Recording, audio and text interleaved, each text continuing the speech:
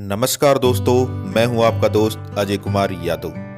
Britain की महारानी Victoria ने सन 1887 से लेकर अपनी मृत्यु 23 जनवरी 1901 तक अपनी जिंदगी के अंतिम 13 वर्ष एक भारतीय नौकर के साथ साए की तरह बिताए। सन 1887 में अब्दुल करीम को एक रसोइये के रूप में इंग्लैंड भेजा गया।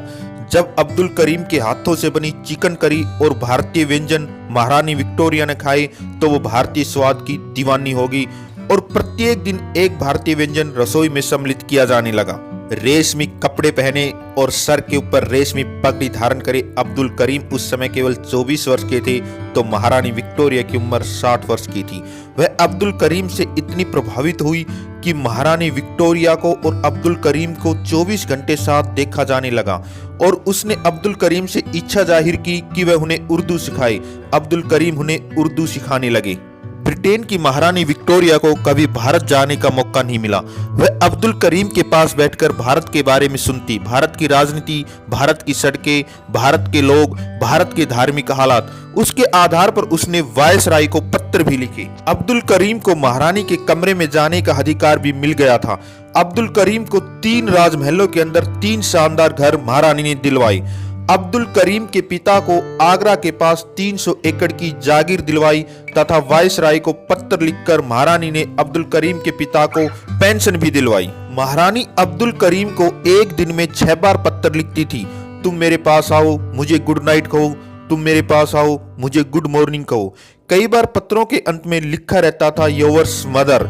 कई बार पत्रों के अंत में 3X का प्रतीकात्मक चिन्ह चुंबन का बना दिया जाता था। अपने नौकर जॉन ब्राउन जिसकी मौत हो चुकी थी उससे भी अधिक नजदीक की महारानी अब्दुल करीम के आ गई थी। दरबार में इस बात की कानाफूसी होने लगी कि महारानी विक्टोरिया और अब्दुल करीम के बीच प्रेम संबंध है। दरबार के लोगों ने अब्दुल करीम के खिलाफ कान भरने भी शुरू किए, लेकिन महारानी विक्टोरिया पर इन बातों का कोई प्रभाव नहीं पड़ा। आखिर दरबार के लोगों ने तय किया कि वो इस सब के विरुद्ध सामूहिक रूप से इस्तीफा देंगे। इससे महारानी विक्टोरिया क्रोधित होगी और उन्होंने सबको कहा कि जो भी इस्तीफा देना चाहे वो इस्तीफा दे सकता है। तब किसी की भी हिम्मत नहीं हुई कि वो इस्तीफा दे।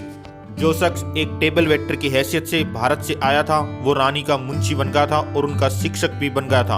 अब्दुल करीम की सहायता से रानी ने लगभग 1 साल के अंदर ही उर्दू पर महारत हासिल कर ली थी और वो कई बार अपनी डायरी उर्दू में भी लिखती थी। हर तरह के विरोध के बावजूद भी रानी उसे अपने साथ यूरोप के दौरे पर लेकर गई थी। जब अब्दुल करीम बीमार पड़ गए थे तो रानी दिन में 2 बार सब प्रोटोकॉल तोड़कर उन्हें देखने आने लगी। वो उनकी चारपाई के पास कुर्सी पर बैठ जाती थी, कभी उनकी तकिया ठीक करती थी, कभी कुछ करती थी। वो अपने साथ अपना बैग लेकर भी आती थी तथा लेटे लेटे ही अब्दुल करीम से उर्दू सीखती थी। जब एक बार अब्दुल करीम के पिता अब्दुल करीम से मिलने इंग्लैंड गए तो रानी ने 1 महीने पहले ही उनके कमरे को ठीक से फर्निश करवाया। उनको उस महल में रुकवाया गया जहां पर ब्रिटेन के प्रधानमंत्री रुका करते थे तथा चित्रकार को निर्देश दिया कि उनका एक अच्छा सा तेल चित्र बनाया जाए। केवल अब्दुल करीम को ही तलवार रखने और पदक लगाकर चलने की इजाजत मिली हुई थी। क्या उनके बीच कुछ शारीरिक था, इसके बारे में हम निश्चित रूप से नहीं कह सकते हैं, लेकिन इतना निश्चित है कि उन दोनों के बीच बहुत ही आत्मीय संबंध थे। एक बार जरूर रानी हाईलैंड के एक कॉटेज में अब्दुल करीम को अकेले अपने साथ लेकर गई थी। जब 23 जनवरी सन 1901 को महारानी विक्टोरिया का देहांत हो गया तो उनके करीबी लोगों, बेटों, पोतों, रिश्तेदारों को उनके दर्शन के लिए बुलाया गया।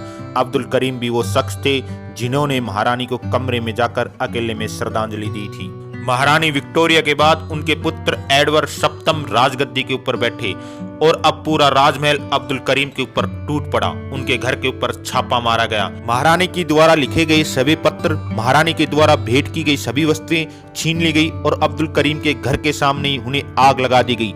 अब्दुल करीम को वापस भारत भेज दिया गया जहां वो अपनी पत्नी और बच्चों के साथ रहे तथा 8 साल बाद सन 1909 में अब्दुल करीम का भी देहांत होगा। प्रिय मित्रों, वीडियो को लाइक करें, चैनल को सब्सक्राइब करें, कमेंट करें, अपने भाई को सपोर्ट करते रहें। जय हिंद, जय भारत।